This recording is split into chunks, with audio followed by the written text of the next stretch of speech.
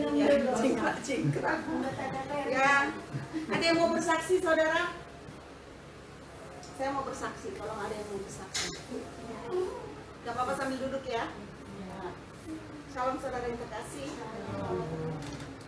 Saya mau bersaksi bagaimana saya minggu-minggu yang lalu ya disembuhkan oleh Tuhan. Ya, seperti Pak Pendeta tahu, waktu kami juga pergi pelayanan ke mana Citayam ya, kita pergi. Ini punggung saya sakit dan minta ampun. Ya, jangankan bergerak, hanya bilang gini aja, ini nyutong sampai ke saraf-saraf saya di sini. Enggak enak banget rasanya. Nah, tapi waktu itu saya mau apapun yang terjadi, namanya pelayanan, saya tetap harus pergi pelayanan. Nggak ada yang bisa tolongin, mau sakit seperti apapun.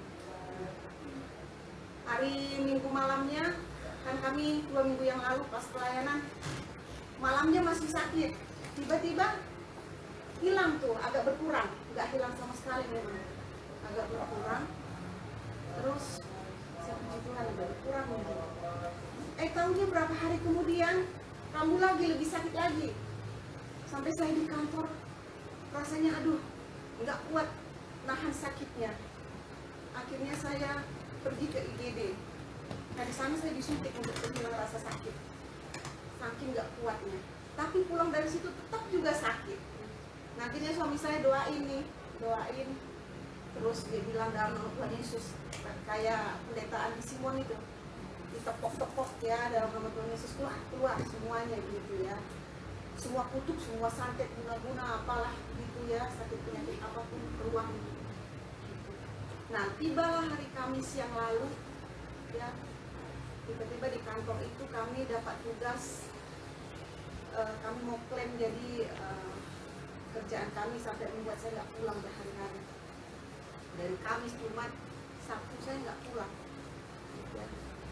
Ternyata dengan sendirinya saudara, itu rasa sakitnya hilang. Nggak makan obat loh sama sekali, nggak. Itu hilang, saya percaya semua karena kuasa Tuhan. Amin. Sampai saat ini nggak ada lagi tuh sakit-sakitnya. Ya, Tuhan, saya percaya itu karena anugerah dari Tuhan.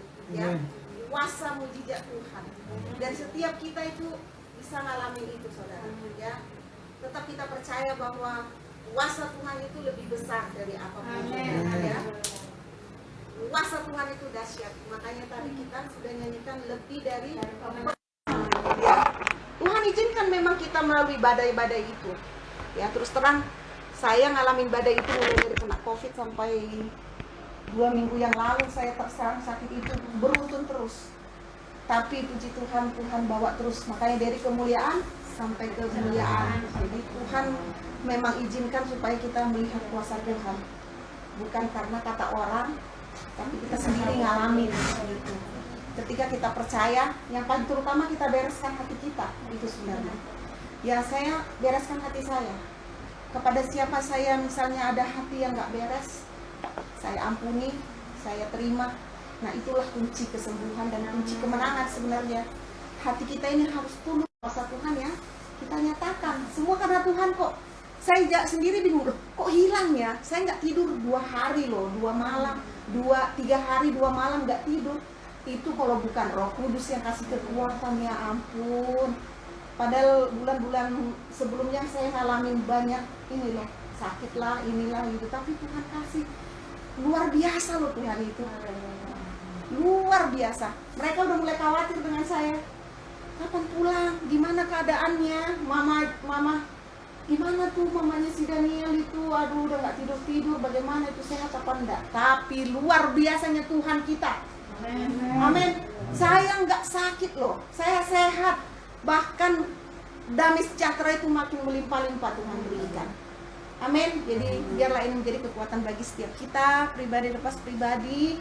Apapun yang kita hadapi, jangan pernah menyerah. Ya, Tuhan masih ada.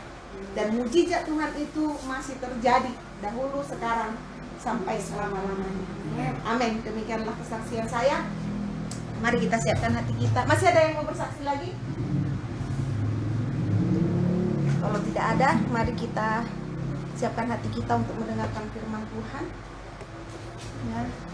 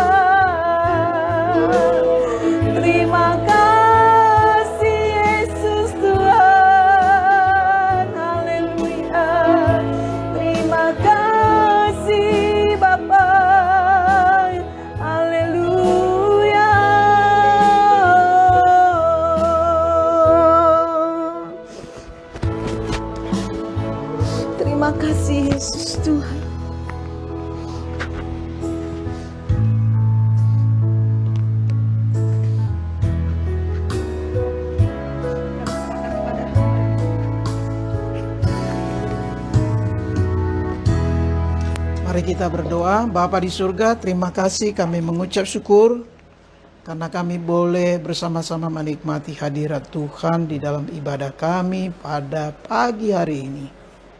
Engkau masih memberikan kami kesempatan untuk kami boleh hidup dan ada sebagaimana kami ada.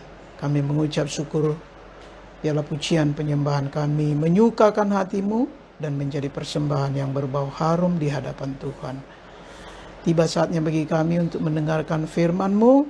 Berbicaralah kepada kami, urapi hamba-Mu, urapi kami semua. Biarlah kami boleh menikmati firman Tuhan.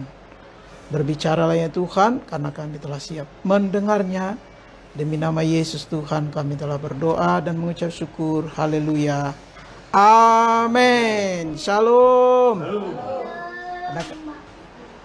Mari kita buka Alkitab kita. Kita akan membaca dari kitab Ibrani.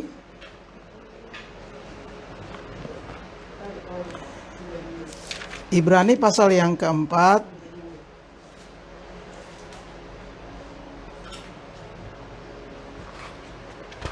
Ibrani pasal yang keempat.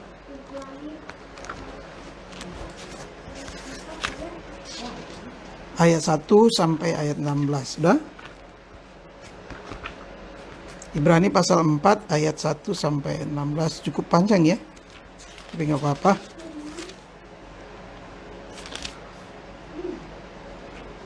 Saya akan baca ayat 1, nanti Bapak Ibu, Saudara, Saudari akan baca ayat berikutnya. Ibrani pasal 4 ayat 1. Sebab itu baiklah kita waspada supaya jangan ada seorang di antara kamu yang dianggap ketinggalan sekalipun janji akan masuk ke dalam perhentiannya masih berlaku. Karena kepada kita diberitakan juga kabar kesusahan sama seperti kepada mereka. Firman pemberitaan itu tidak berguna bagi mereka karena tidak bertumbuh bersama-sama oleh iman dengan mereka yang mendengarnya. Sebab kita yang beriman akan masuk ke tempat perhentian seperti yang ia katakan. Sehingga aku bersumpah dalam murkaku, mereka takkan masuk ke tempat perhentianku, sekalipun pekerjaannya sudah selesai sejak dunia dijadikan. Sebab tentang hari itu pernah dikatakan di dalam suatu nas, dan Allah berhenti pada hari itu dan segala pekerjaannya. Dan dalam nas itu kita baca, mereka tak akan masuk ke tempat perhentianku. Jadi sudah jelas bahwa ada sejumlah orang akan masuk ke dalam tempat perhentian, sedangkan mereka yang kepadanya lebih dahulu diberitakan kabar kesukaan itu tidak masuk karena ketidaktaatan mereka.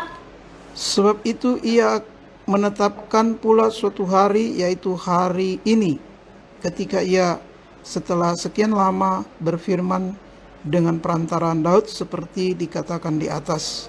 Pada hari ini jika kamu mendengar suaranya, janganlah keraskan hatimu. Sebab andai kata Yosua telah membawa mereka masuk ke dalam perhentian, pasti Allah tidak akan berkata-kata kemudian hari lain. Jadi masih tersedia suatu hari perhentian, hari ketujuh bagi umat Allah. Sebab barang siapa telah masuk ke tempat perhentiannya, dia sendiri telah berhenti dari segala pekerjaannya, sama seperti Allah berhenti dari pekerjaannya. Karena itu baiklah kita berusaha untuk masuk ke dalam perhentian itu, supaya jangan seorang pun jatuh karena mengikuti contoh ketidaktaatan itu juga. Sebab firman Allah dari Tuhan dan lebih tajam daripada pedang bermata dua manapun, ia menusuk amat dalam sampai memisahkan jiwa dan roh, sendi dan sulung. Ia sanggup membedakan pertimbangan dan pikiran hati kita.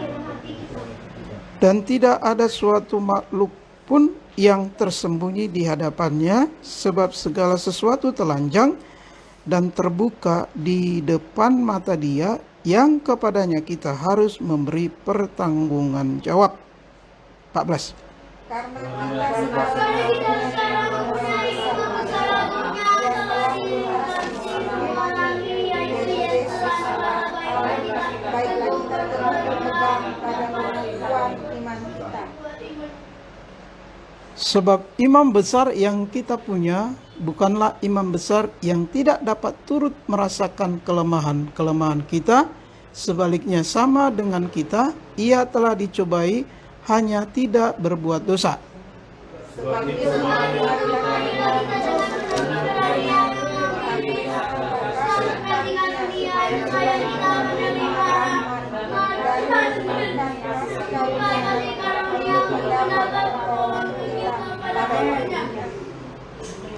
Demikian pembacaan firman Tuhan. Semangat sekali ya. Haleluya. Ya, memang harus demikianlah kita membaca firman Tuhan. Tema firman Tuhan bagi kita pada pagi hari ini adalah taat. Taat. Coba kita lihat ayat yang ke-11. Karena itu baiklah kita berusaha untuk masuk ke dalam perhentian itu supaya jangan seorang pun jatuh karena mengikuti contoh ketidaktaatan itu juga. Temanya adalah taat. Ternyata dari ayat 11 ini ada orang-orang yang tidak taat. Dalam konteks ayat ini, orang-orang tersebut adalah orang-orang Israel yang tidak menerima Yesus sebagai Tuhan dan Juru Selamat. Tidak menerima Dia sebagai Mesias. Jadi yang dimaksud dengan orang-orang yang tidak taat di sini di ayat 11 ini adalah kelompok orang yang tidak percaya, kelompok orang yang tidak menerima Yesus sebagai Mesias atau sebagai Tuhan dan Juru Selamatnya secara pribadi. Tapi kita bersyukur bahwa kita adalah orang-orang yang taat, yaitu orang-orang yang percaya bahwa Yesus adalah Mesias, bahwa Yesus adalah Tuhan dan Juru Selamat. Katakan amin. Amin. Karena itu maka kita harus taat kepada siapa?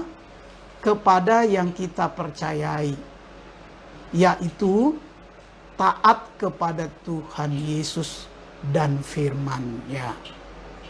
Pertanyaannya adalah, mengapa kita harus taat? Kalau kita perhatikan ayat-ayat yang kita baca tadi, kita harus taat karena satu. Coba kita lihat ayat yang pertama.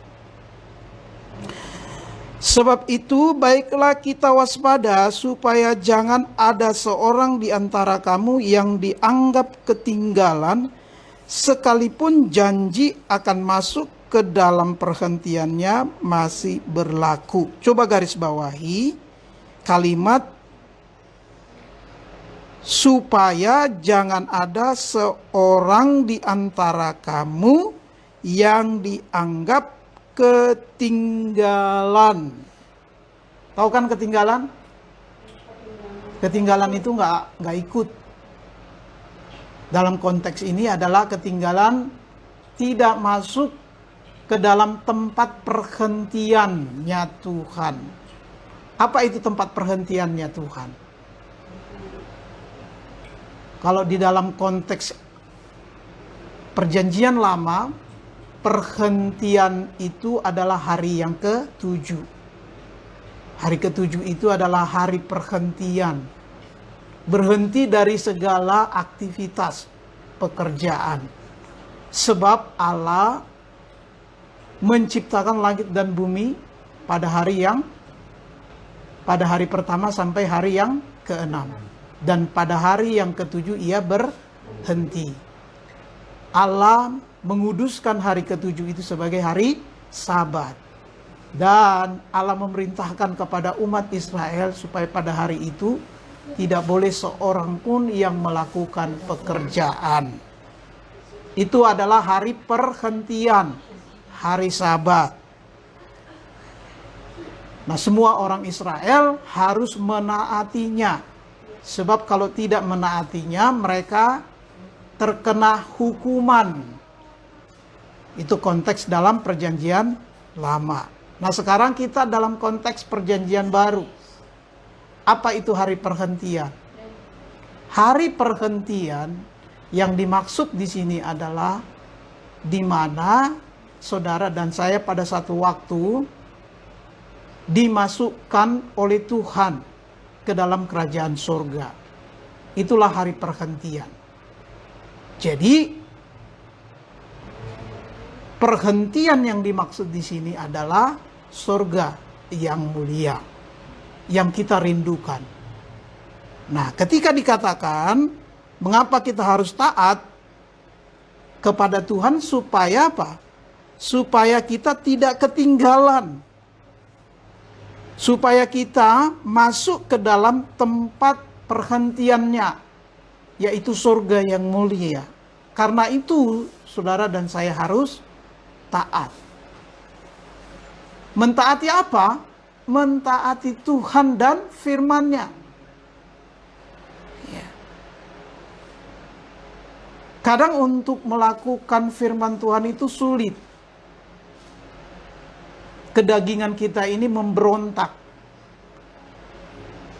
Tetapi ketika kita melakukan apa yang diperintahkan Tuhan di dalam kehidupan kita, sebenarnya itu untuk kebaikan kita. Karena hanya dengan demikianlah kita berkenan di hadapan Tuhan.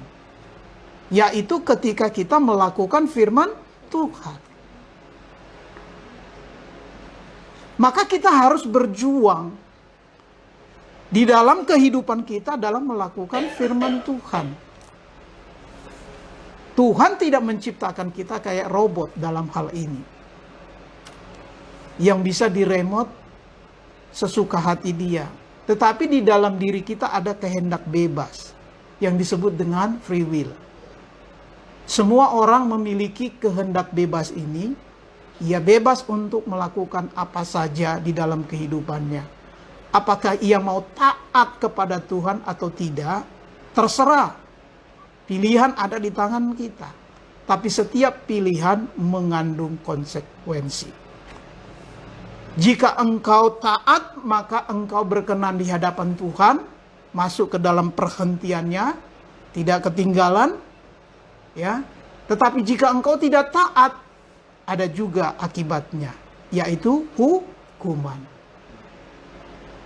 Karena itu kita harus bijaksana untuk memilih taat supaya kita diperkenankan Tuhan masuk ke tempat perhentiannya, yaitu surga yang mulia itu. Susah sih, tapi ingatlah janji Tuhan di balik semua perintah-perintahnya, yaitu diperkenankan untuk masuk ke dalam surga yang mulia. Daripada saudara dan saya tidak taat tapi akibatnya maut, lebih baik saudara hidup taat lalu kemudian diselamatkan oleh Tuhan, diperkenankan oleh Tuhan masuk ke dalam kerajaan surga yang mulia. Katakan amin. Amin. Godaannya kuat loh. Kiri kanan, ya. Bahkan orang-orang yang terdekat dengan kita.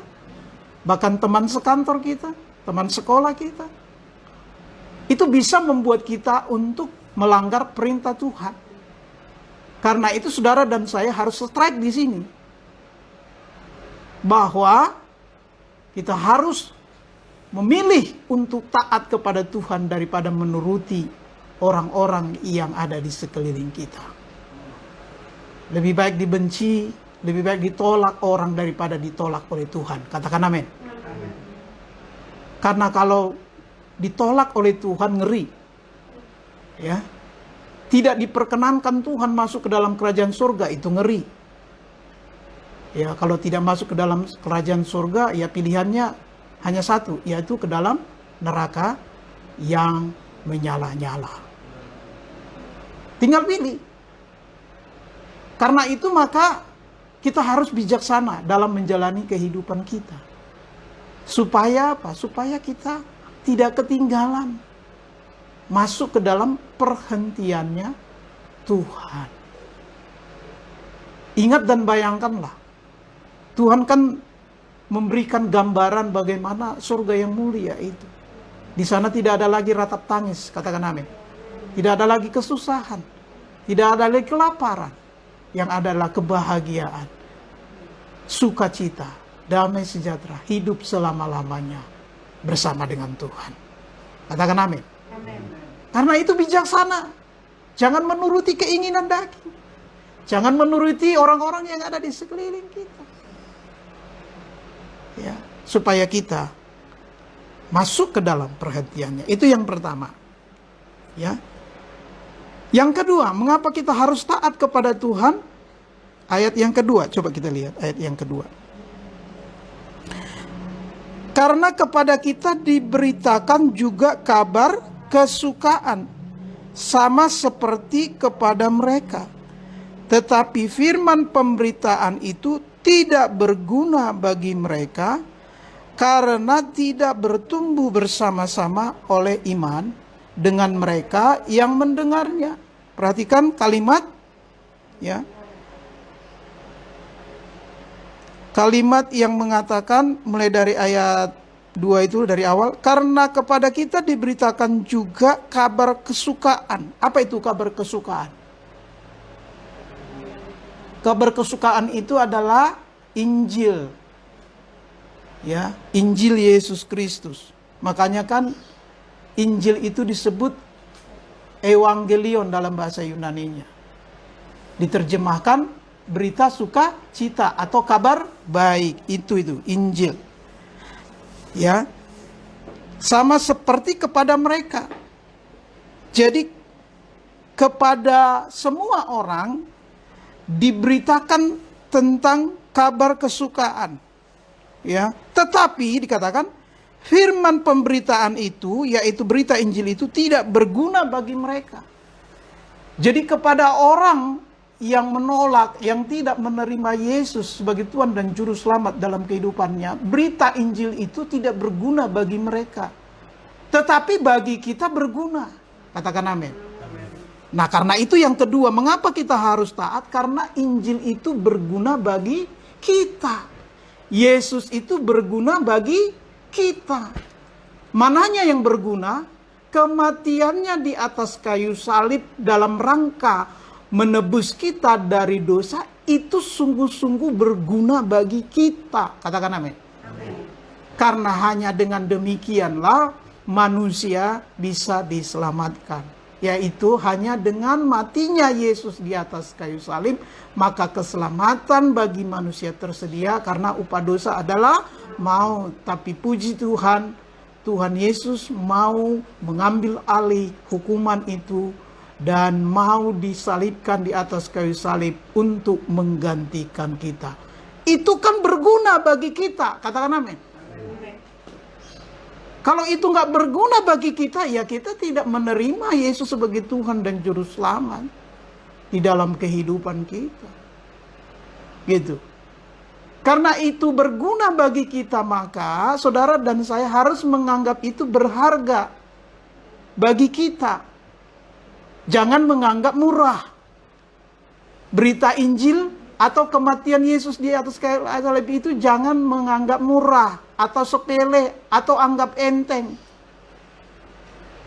Harus menganggapnya berharga. Sebab kalau kita menganggapnya murah atau murahan, maka ya kita juga di dalam kehidupan keimanan kita kepada Yesus ya leha-leha aja, main-main aja. Nggak sungguh-sungguh ikut Tuhan Yesus. Ya. Karena menganggap murah, tapi karena kita menganggap itu berharga, maka kita harus serius mengikut Tuhan Yesus. Katakan amin. Amin.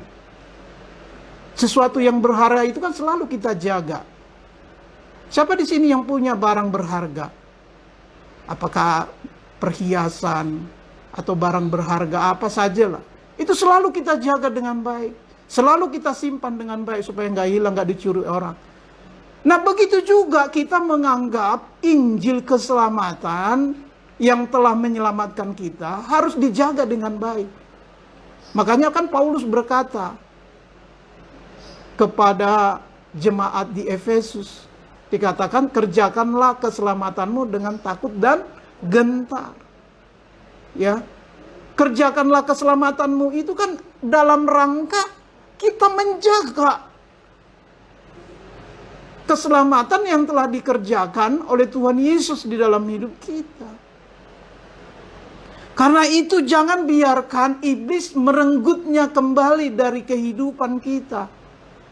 Jangan biarkan iblis masuk untuk memisahkan kita dari kasih karunia di dalam Yesus Kristus itu.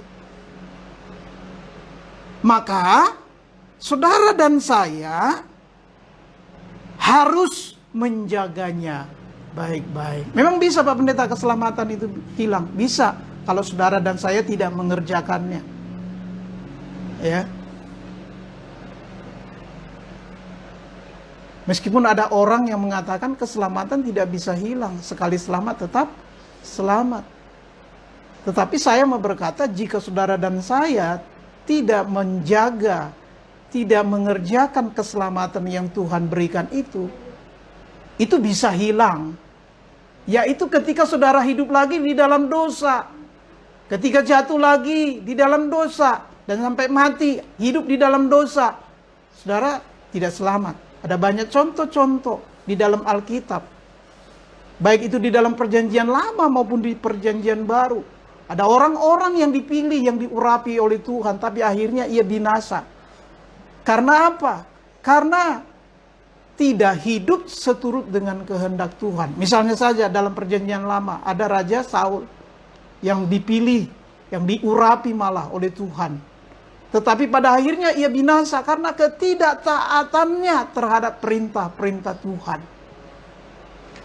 Di dalam perjanjian baru ada banyak juga, bahkan Petrus hampir saja tidak selamat kalau Tuhan Yesus tidak berdoa atau tidak bertobat.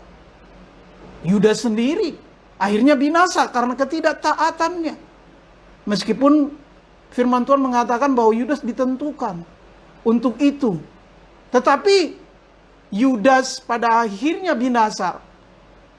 Tidak hidup menganggap panggilan dia sebagai murid Yesus berharga. Akhirnya apa? Dia menerima 30 keping perak dan menjual Tuhan Yesus dengan uang itu. Dan akhirnya ia binasa. Dari sini kita bisa melihat jika saudara dan saya tidak menjaga keselamatan yang kita miliki itu, iblis bisa mengambilnya dengan cara memisahkan kita lagi dari kasih karunia Tuhan.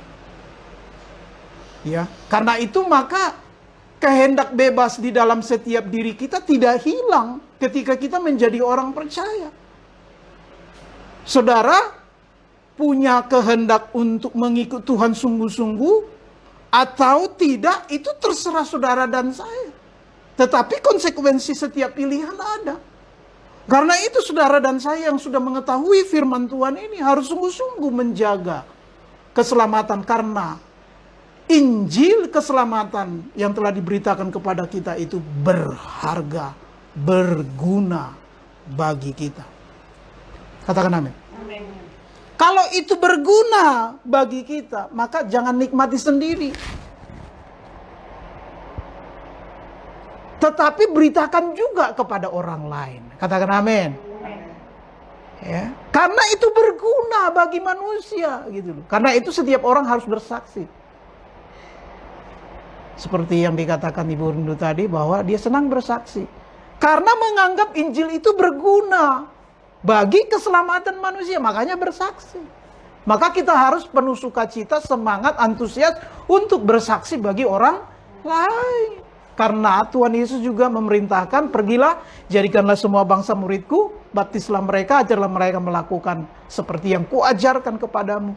Maka saudara dan saya harus menyaksikan Injil Kristus kepada orang lain. Amin. Dengan cara apapun, baik waktunya maupun tidak baik waktunya.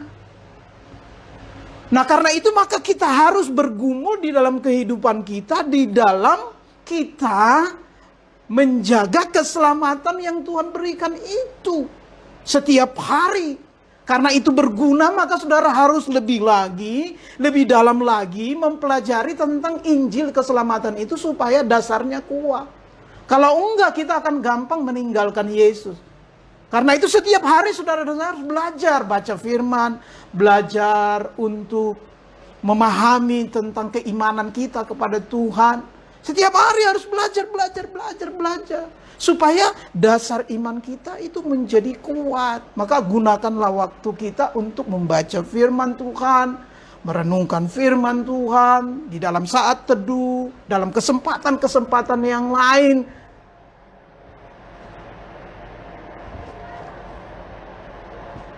Akhir-akhir ini istri saya sering nonton siaran live khotbah-khotbah di Facebook.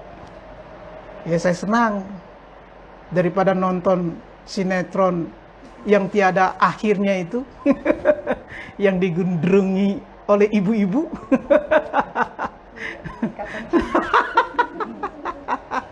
Itu sampai 2 jam ya, 2 jam ya sampai malam, daripada kita nonton bola sampai pagi.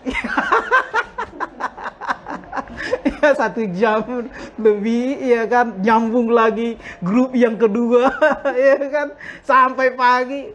Ya lebih baik kita apa? Membaca, merenungkan firman Tuhan. Ya. Membaca dan merenungkan firman Tuhan jangan waktu khotbah aja, waktu nggak khotbah pun kita harus membaca dan merenungkan firman Tuhan. Jangan waktu giliran khotbah kita mati-matian persiapan sampai pagi. Giliran waktu kita tidak khotbah kita biasa-biasa aja gitu, nggak baca, nggak renungkan. Nah, yang seperti ini Tuhan tidak inginkan. Karena sesungguhnya kita ini setiap hari harus, perjuangan kita harus meningkatkan terus keimanan kita kepada Yesus Kristus. Karena memang kita belum sempurna seperti Yesus. Karena itu saudara dan saya harus terus belajar sampai Tuhan Yesus datang kedua kalinya. Karena akan datang masa waktunya, tidak ada lagi waktunya bagi kita untuk itu. Maka selagi kita masih hidup, mari lakukan itu. Jangan berleha-leha, jangan bersantai-santai. Ya, jangan habiskan waktu kita untuk hal-hal yang tidak berguna. Itu yang kedua. Yang ketiga, mengapa kita harus taat? Karena firman Tuhan menyelidiki. Coba kita lihat ayat 12. Ayat 12 berkata apa? Sebab firman Allah hidup dan kuat dan lebih tajam daripada pedang bermata 2 manapun. Ia menusuk amat dalam sampai memisahkan jiwa dan roh, sendi-sendi dan sumsum. Ia sanggup membedakan pertimbangan dan pikiran hati kita. Mengapa kita harus taat? Yang ketiga apa? Karena firman Tuhan itu menyelidiki. Apa yang harus kita taati? Firman Tuhan. Nah, firman Tuhan itu menyelidiki hati kita. Ya. Ketika firman Tuhan kita baca, dia kan akan berbicara ke dalam diri kita. Menasehati kita, membimbing kita, menuntun kita di jalannya Tuhan. Maka karena firman Tuhan itu menyelidiki, maka kita harus jujur terhadap Tuhan tentang pribadi kita di hadapan Tuhan. Firman Tuhan itu akan menelanjangi kita. Tidak ada yang tersembunyi di hadapan Tuhan. Nah, karena itu, maka saudara dan saya harus tahu untuk menerima segala penyelidikan Tuhan melalui firman Tuhan terhadap diri kita. Dan kita harus jujur bahwa firman Tuhan, apa yang dikatakan firman Tuhan tentang kita, harus kita jujur mengakuinya. Terkadang kita nggak jujur terhadap diri sendiri. Tentang apa yang kita baca dari firman Tuhan. Caranya bagaimana? Ya caranya dengan menganggap sepele apa yang kita baca itu. Tidak menganggap serius, padahal firman itu menyelidiki. Bahkan dikatakan sampai memisahkan. Ya, apa dikatakan di situ? Memisahkan apa itu? Jiwa dan roh. Sendi-sendi dan sumsum. Menusuk amat dalam sampai memisahkan jiwa dan roh, sendi-sendi sumsum. Nah, ini kan bicara tentang Firman yang menyelidiki di dalam kehidupan kita sampai kedalaman roh kita diselidiki oleh firman Tuhan itu. Coba bayangkan. Nah, karena dia menyelidiki, maka saudara mau gak mau harus memberi hati kita untuk mentaatinya. Apalagi firman Tuhan itu berasal dari Tuhan. Saudara dan saya takut kepada Tuhan. Karena dia dari Tuhan, maka saudara harus betul-betul mau menerima atau mentaati firman Tuhan itu. Itu loh. Ya, itu yang ketiga. Yang keempat, mengapa kita harus taat? Karena Yesus yang kita imani turut merasakan kelemahan-kelemahan kita. Ayat 15, coba kita lihat ayat 15. Ini yang terakhir. Kalau udah yang terakhir udah lega. Ayat 15. Ayat 15. Yuk kita baca sama-sama. 1, 2, 3. Sebab imam besar yang kita punya bukanlah imam besar yang tidak dapat turut merasakan kelemahan-kelemahan kita. Sebaliknya sama dengan kita, ia telah dicobai hanya tidak berbuat dosa. Jadi Yesus tahu tentang kelemahan-kelemahan kita. Apa itu kelemahan-kelemahan kita? Ketidaksanggupan kita di dalam melakukan firman Tuhan. Memang agak berat melakukannya.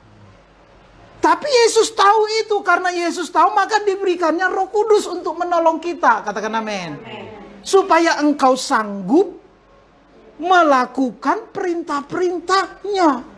Roh Kudus itulah yang memberikan kekuatan, pengertian-pengertian yang baru, supaya kita mengerti firman Tuhan yang kita baca itu. Nah, karena Yesus tahu kelemahan-kelemahan kita, diberinya kita kekuatan. Waduh, itu loh, Tuhan kita itu luar biasa. Katakan amin. Ya. Karena itu jangan pesimis.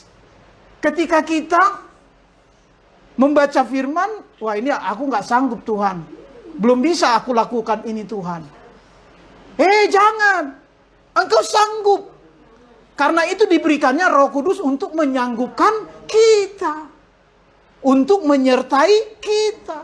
Sehingga kita sanggup melakukan firman Tuhan itu. Karena itu, dalam kalimat terakhir dari renungan firman Tuhan ini adalah taatlah kepada Tuhan. Amin. Tuhan Yesus memberkati.